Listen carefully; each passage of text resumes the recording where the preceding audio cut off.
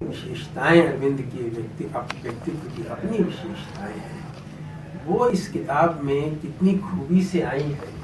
और एक व्यक्ति का अपना स्वभाव, अपना चरित्र, अपना व्यक्तित्व कैसे उसके अध्ययन पर एक छाप छोड़ता है और उसमें एक दिशा भी उससे बनती है, ये मैं थोड़ा सा आपको बताना चाहूँगा। ये किताब तो हिंदी पत्रकारिता के एक दौर की बदलाव की कहानी है, और वो बदलाव सिर्फ एक किस्से के रूप में नहीं कहा गया है। उस बदलाव का मर्म क्या है, उसमें जो मूल्य, जो वैल्यूज हैं उस चेंज के साथ, वो क्या रहे, इस पर उसने रोशनी डाली है। और हिंदी पत्रकारिता का जो इतिहास है, शुरू से ही एक बदलाव का दौर रहा है। हिंदी पत्रकारिता की एक विशेषता जो बहुत शुरू से दिखाई देती है, वो ये है कि शुरू में तो आप देखेंगे कि हिंदी में जो पत्रिकाएं निकली उनको साहित्यिक कहा जाए या समाचार पत्र कहा जाए या राजनीतिक या आर्थिक कहा जाए, ऐसा कोई विभाजन आप कर ही नहीं सकते थे। एक ही पत्रिका होती थी और वो सब कुछ होती थी, उसी में सब कुछ होता था। भारतेंदु हरिश्चंद्र कविवचन सुधा नाम की पत्रिका निकालते थे। नाम से लगता है जैसे कविता की कोई पत्रिका होगी, वो कविता की पत्रिका नहीं थी। उसमें समाचार भी उसी प्रकार से छपते थे। उस समय जितनी भी पत्रिकाएं निकलती थी, हिंदुस्तान अखबार निकलता था काला काकर से। नाम से लगता है कि ये सिर्फ राजनीतिक पत्र होगा, जबकि वो उतना ही साहित्यिक पत्र भी था। ब्रज भाषा में कविता लिखनी चाहिए कि नहीं लिखनी चाहिए, खड़ी बोली में लिखनी चाहिए कि नहीं लिखनी चाहिए, इस तरह की बहसें हिंदुस्तान अखबार में ही चली थी उस जमाने में।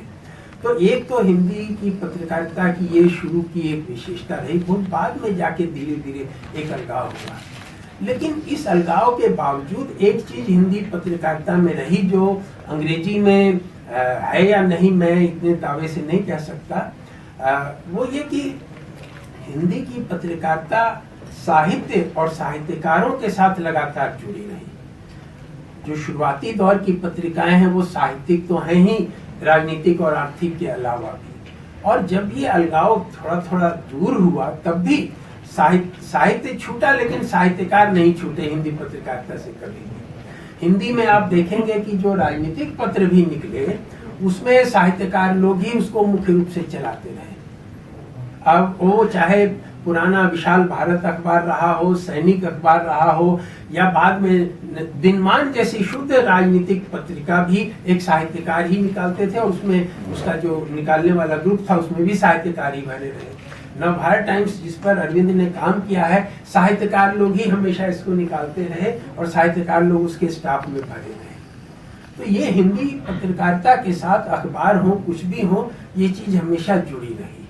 अब इसका अच्छा असर रहा या बुरा असर रहा, ये दूसरी बात है। मैं समझता हूँ कि जहाँ इससे कुछ कमियां उसमें पैदा हुई होंगी, वहाँ कुछ इसकी अच्छाइयाँ भी इसी वजह से आई होंगी कि ये साहित्यिक लोग इसमें जुटे रहे।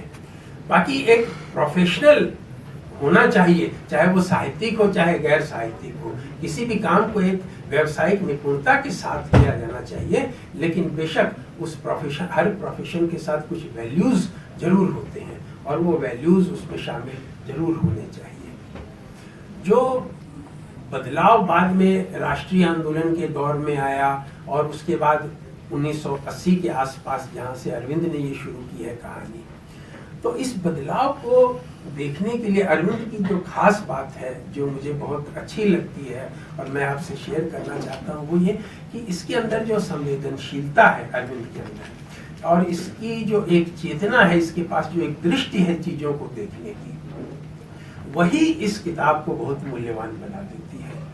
इस पूरे बदलाव की कहानी इतनी महत्वपूर्ण कभी न होती अगर इस नजरिए के साथ, जिस नजरिए के साथ अरविंद ने चीजों को देखा है, जिस चेतना के साथ, वो अगर न होती तो ये कहानी इतनी महत्वपूर्ण न होती।